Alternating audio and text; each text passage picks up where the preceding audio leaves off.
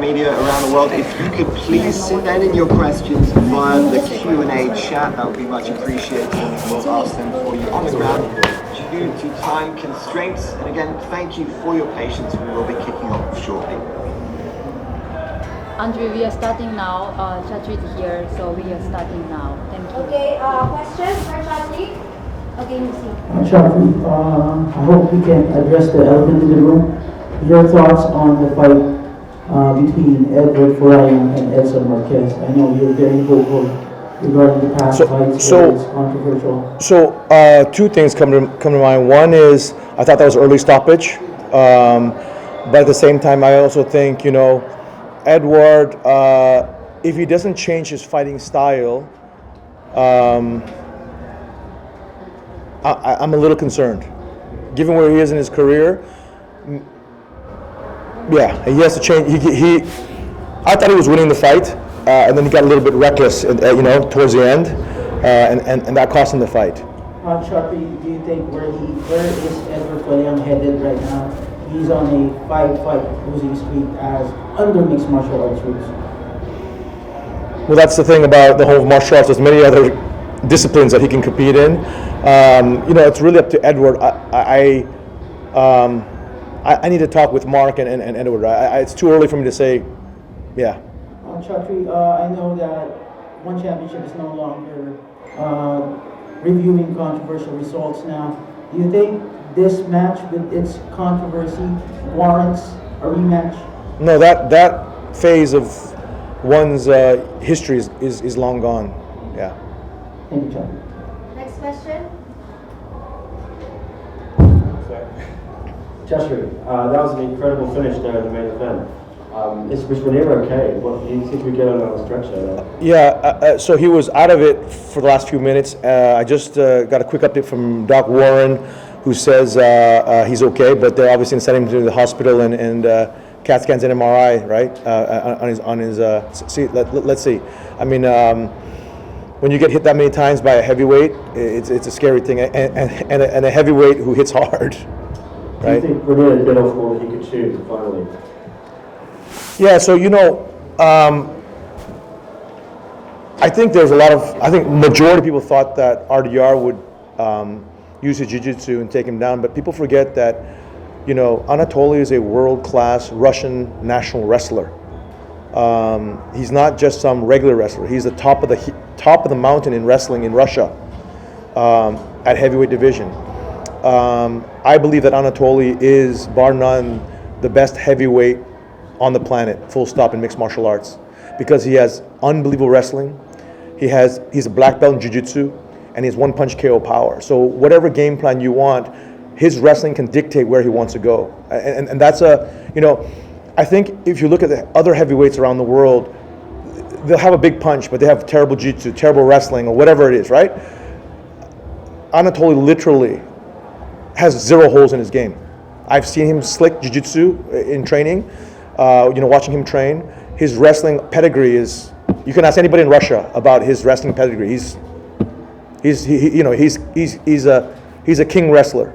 Is he effectively the heavyweight champion as well now, in your mind? Yeah. In my mind, like I said in the press conference, I'm trying to be respectful, you know, but I do believe that Arjun is scared, and that's why there's a million excuses, and you know, why he's not ready to face Anatoly. I mean, I'd be scared too. I mean, he has better wrestling than me. He hits harder than me. What am I going to do? What's Arjun going to do? Right? So, like I said, I truly, after tonight's performance, I mean, I think Anatoly is, bar none, he'll knock any heavyweight out in the world. He has a one-punch KO power. Doesn't matter if you play the ground, and he'll crush you with his wrestling. If you happen to hit harder than him, he'll take you down. And I know there's a lot of people here. I just wanted to ask one more. Roberto Soldic, that was just such bad luck, wasn't it? Low blow in the first round. Yeah. Really looking forward to that fight. What do you do now? How do you deal with a disappointment like that? So yeah, I mean, it's just one of those things, man. Like, you know, we jokingly said we would offer the fight if he's recovered for tonight. You know, for Manila Asia show. Probably, you know, it's a doubleheader today. We jokingly said that. But who knows? You know, we might offer. I don't know what the team's thinking, but I do know that Roberto's still out. That's the thing. So when they were joking about offering it to him, they thought he would recover, but he's still out. Like, I mean, you know, on a bed. He can't move. His stomach is in pain, and you know. So I just hope there was nothing serious, because I don't know why he didn't use a cup, a metal cup, or a plastic cup. His cup was hard foam, and I don't know who manufactures hard foam. I saw it because I said, did the cup break? And they showed me the cup, and it's one of those hard foam. I'm like, that's crazy. So he took a nut shot, like as if without a cup. I mean, it's hard foam, and you saw that, you heard it, right? So yeah, it's obviously a highly anticipated debut of Roberto Soldic, but again, he also had Murad is a beast. I mean, that first takedown also said a lot, right? You have to think, I mean, and again, you talk to Khabib, you talk to anybody about Murad, and they'll tell you he's the best 185er in Dagestan and in Russia. Chatri, just want to go back to what happened in the main event between RDR and Anatoly. It kind of looked like that RDR was persisting to go on a stretcher on his way out. What was going on there? No, he was still fighting. That's what was happening. He was knocked senseless, that he was still fighting. I mean, that also speaks to RDR's warrior spirit, right? He got hit so hard that when he came to, he was still trying to fight. So he was like going to go for a single against our doctors and like, you know, the doctors and stuff, so.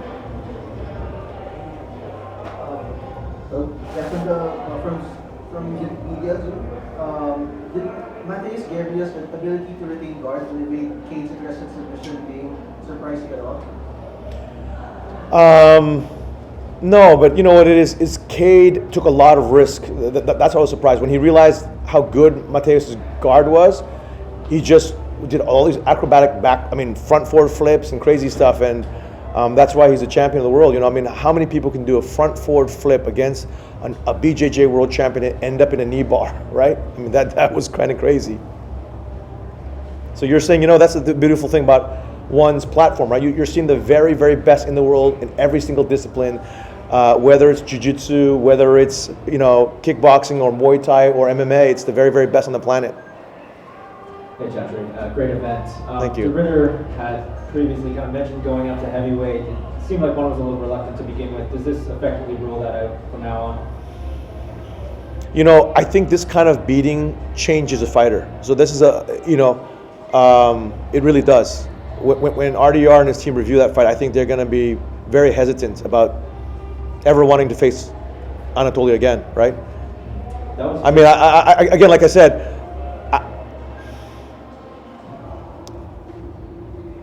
a lot of people were predicting RDR to take him down and sub him, a lot. And like I said in the PC, I thought it was going to be a first round either KO by Anatoly or RDR finishing him, right? But within a minute, when you saw that RDR could do nothing in the takedown, because even there was, I don't know if you saw, there was a couple of takedowns where Anatoly was actually late, where he had actually both legs. He actually had, or a single leg, I think, and he just shucked him like it was nothing.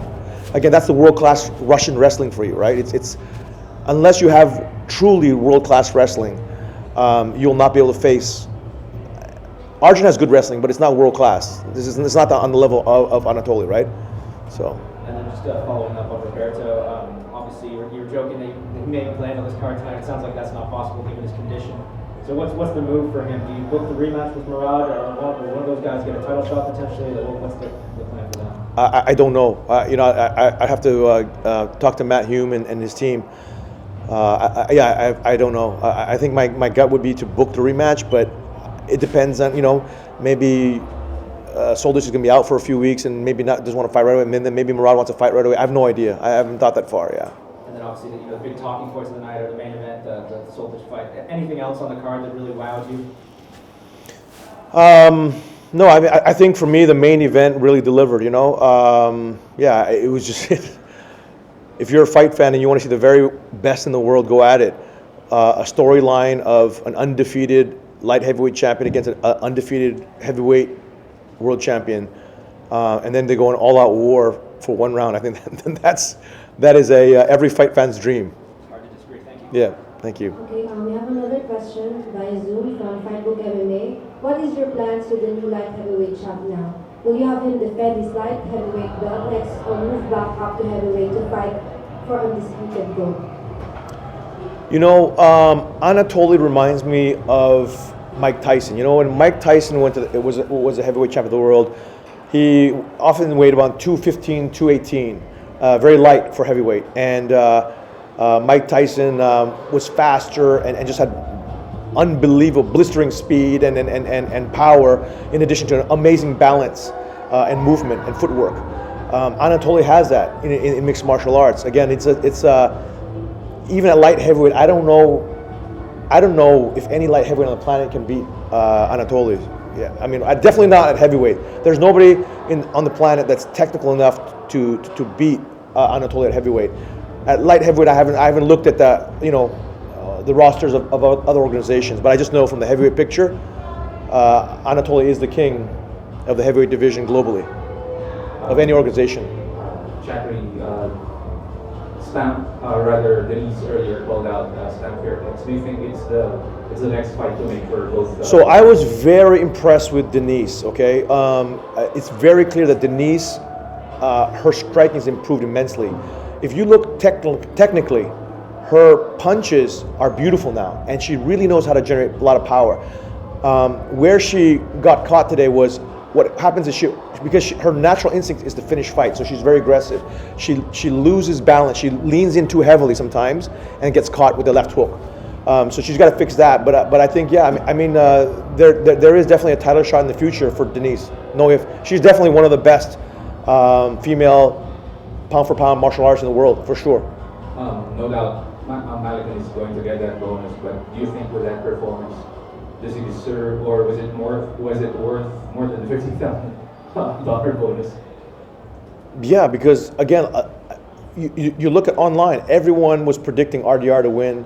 I knew, again, like I thought it was gonna be a quick fight one way or the other. But I mean, man, to dominate an undefeated fighter like that, who has like an 80% finish rate, whose confidence is sky high. You know, in the fight game, confidence is everything for an athlete, and RDR's confidence is 100% bulletproof. So to take that away from somebody and take his O away the way he did, again, it's one of those extraordinary performances that you just see, you know, every now and so then. You know, I think the world is very lucky to see a performance like that. I mean, how often do you get a storyline of two undefeated world champions going at it, right? Where you know, Anatoly was arguably the underdog. Okay, next question again from Cage Side Press, who sent this question via Zoom. Regarding Roberto Soldic, is the plan to run the fight back or go in different direction? I don't know because, like, you know, I've got to talk to both athletes, talk to their manager, or my team's got to talk to their managers and figure out how fast of a turnaround, you know, each of them want, and if the timing works, yeah, do the rematch. But if Murad wants to keep active and go, I mean, I wouldn't blame him, right? I mean, he's still fresh, 100%. Another question from Verdict MMA. Even though it was not RDR moving up a weight class, he still took on a champion from the weight class above. Do you think this and what nearly happened to Lee in his last fight will determine other champions from moving up and perhaps stay with their own weight classes or even opt to move down instead? So to be a two-division champ in one is extremely hard because of the 15-pound, depending on weight class differentials, 10 to 15 pounds. That's a lot to give up, right? And you could see, even in Christian Lee versus Abbasov fights, his gas was not the same, his power wasn't the same. You know, when he was at featherweight and lightweight, he could throw people around with his takedowns and his jiu-jitsu, and when he hit people, you know, people really felt it. But Abbasov didn't feel it. So, you know, but this is also why two-division champions are so rare. You know, how many heavyweights can, you know, cut down the way Anatoly is? You know, Anatoly, I think, weighs 250. And his walking weight is 270, you know, so he cuts down to 250, and then he cut down to 225 or 223, I think, for this fight. That's unbelievable. Okay, last question. Sorry, just one more from you, Chatri. I forgot to ask you earlier. There were some other hydration fails this week, especially, and today we had Jackie Boontown, a couple on the card tonight, Vampire Super Leg. main bow. I know you were frustrated last time I spoke to you when Suki failed. Are you similarly frustrated with these fighters this week? You know, I was thankful that it was only, I think, a couple of fighters missed, you know, that. But I think, again, like, you know, here's the thing about our hydration system, right? It's, first of all, it's the healthiest in the world. But not only do you have to check in multiple times during fight week, your weight and your hydration, but you have to be within 5% after the fight. So this is something that I don't know if fans and media know around the world. We check your weight after the fight. And if you're not within 5% of your pre-fight weight, you will get penalized. You get, you know, your purse, percentage of your purse. I don't remember you have to talk to the competition team what percentage. But and I think if it's a title fight, you don't get a champion's pay. I don't remember what it is, but you got to ask Matt Hume. But the basic point is that there is no getting around the hydration system. And again, we're very, very serious about keeping our athletes as healthy as possible. But also, the reason why we have a 70% finish rate, I believe, not in addition to the global rule set, is that athletes are fresher, fitter, stronger, and just feeling better and can deliver outstanding performances. A lot of times, if a weight cut goes wrong, you know, in other organizations or under the unified rules, what you have is a guy cut 20 pounds of water weight, pulls it back on, feels sluggish, goes in there and just doesn't look good, win or lose, right?